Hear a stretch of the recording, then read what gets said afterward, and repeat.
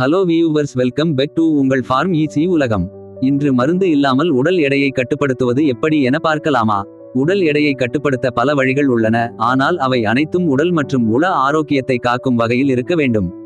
இந்த வீடியோவில் நீங்கள் அறிந்த அல்லது அனைவராலும் கூறப்படும் பொதுவான விடயங்களை தவிர்த்து நான் உங்களுக்கு சில எளிய மற்றும் புதிய யுத்திகள் பற்றி கூறவிருக்கின்றேன். வீடியோவை ஸ்கிப் செய்யாது முழுமையாக பாருங்கள். எதிர்காலத்தில் மேலும் இதுபோல ஆரோக்கிய தகவல்களை பெற்றுக்கொள்ள சேனலை சப்ஸ்கிரைப் செய்யுங்கள்.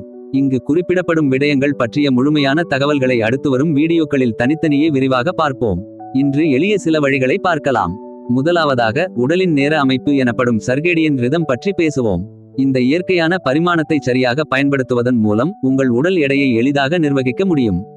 சர்கேடியன் ரிதம் என்பது உடலின் இயற்கையான 24 மணி நேர சுழற்சியாகும். இது உறக்கம், விழிப்பு, ஹோர்மோன் உற்பத்தி, செரிமானம் போன்ற உடலின் பல்வேறு உடல் செயற்பாடுகளை ஒழுங்குபடுத்துகின்றது. இது எவ்வாறு உடல் எடையில் தாக்கம் செலுத்துகின்றது என பார்ப்போம். சரியான நேரத்தில் உணவு உட்கொள்ளாமல் இருந்தால் சர்கேடியன் ரிதம் சீர்குலையும். இது உடலில் கொழுப்பு சேர்வதை அதிகரிக்கிறது. சர்கேடியன் ரிதம் சீராக இல்லாவிட்டால் உணவு போதும் என்ற உணர்ச்சியை ஏற்படுத்தும் லெப்டின் ஹோர்மோன் அளவிலும் பசி உணர்ச்சியை ஏற்படுத்தும் கிரெலின் ஹோர்மோன் அளவிலும் மாற்றம் ஏற்பட்டு பசி அதிகரித்து நிறைவின்றி அதிக உணவு உட்கொள்ள நேரிடும். சரியான நேரத்தில் தூங்காமல் இருந்தால் இன்சுலின் சென்சிட்டிவிட்டி குறையும். இதன் மூலம் உடல் எடை கூடும். சர்கேடியன் ரிதம் சரியாக செயல்படாவிட்டால் மெட்டாபோலிசம், அதாவது மாப்பொருட்கள் மற்றும் கொழுப்பை எரிக்கும் செயல்முறை குறையும். சர்கேடியன் ரிதத்தை பாதுகாக்க சரியான நேரத்தில் தூங்குவது அவசியம் மற்றும் வெளிச்சம் மற்றும் இருளின் நேரத்தை சரியாக பின்பற்ற வேண்டியதும் அவசியம். காலை நேரத்தில் குறைந்தது 30 நிமிடங்கள் சூரிய ஒளியில் நேரம் செலவிடுவது உங்கள் உடலின் மெட்டபாலிசத்தை மேம்படுத்தும். இதனால் எடை கட்டுப்பாட்டிற்கு முக்கியமான உதவி கிடைக்கும். மற்றும் உங்கள் முக்கியமான உணவை மதிய நேரத்தில் எடுத்துக்கொள்ளுங்கள். காலை மற்றும் இரவு நேரங்களில் அதிக கலோரிகள் உள்ள உணவுகளை தவிர்த்து மதிய நேரத்தில் சாப்பிடுவது உடலில் சீரான எரிவாயு செயல்பாட்டை உருவாக்கும். இரண்டாவதாக, உணர்ச்சி உணவு முறையை பற்றி பார்ப்போம். அதாவது எமக்கு பசி உணர்வு ஏற்படும் நேரங்களை சரியாக கவனித்து உணவுகளை உட்கொள்ள பழக வேண்டும்.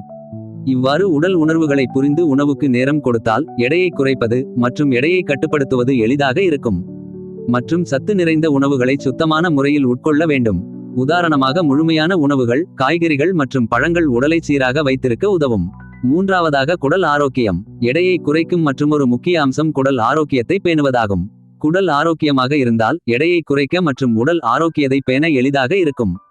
குறிப்பாக புரோபயோட்டிக்ஸ் அதிகம் உள்ள உணவுகளான வாழைப்பழம், பூண்டு, வெள்ளரிக்காய் போன்ற உணவுகள் குடலின் ஆரோக்கியத்தை மேம்படுத்த உதவும். மற்றும் தயிர், யோகர்ட் போன்ற உணவுகள் நுண்ணுயிரிகளுடன் கூடிய குடல் ஆரோக்கியத்தை மேம்படுத்தும்.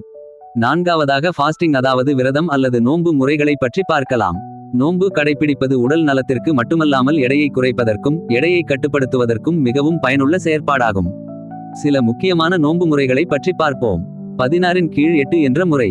இந்த முறையில் நீங்கள் ஒரு நாளில் 16 மணி நேரம் உணவு உண்ணாமல் இருந்து மிகுதி 8 மணி நேரத்திற்குள் உணவு உட்கொள்ள வேண்டும்.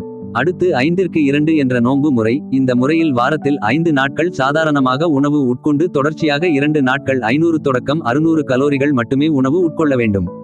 அடுத்து மாற்றுநாள் நோன்பு முறை. இது ஒரு நவீன நோன்பு முறையாக பரவலாக பயன்படுத்தப்படுகிறது. ஒரு நாளில் வழக்கமான உணவு, மறுநாளில் குறைந்த அளவிலான உணவு.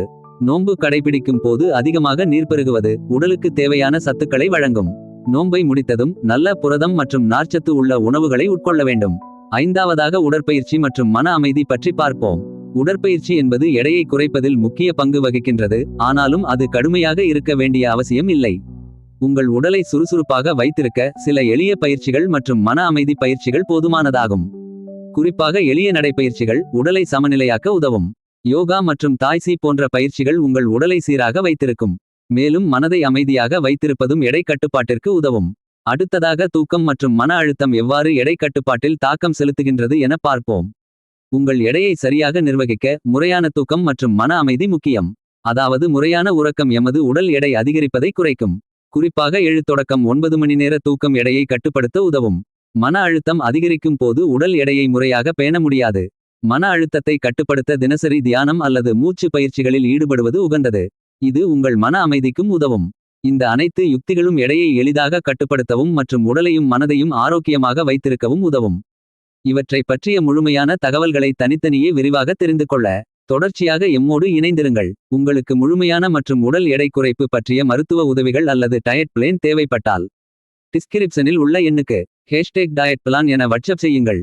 உங்கள் வயது, உயரம், உடல் சுகாதாரம் மற்றும் தொழில் அடிப்படையில் முறையான வழிகாட்டல்கள் மற்றும் மருத்துவ உதவிகளை பெற்றுக்கொள்ளலாம்.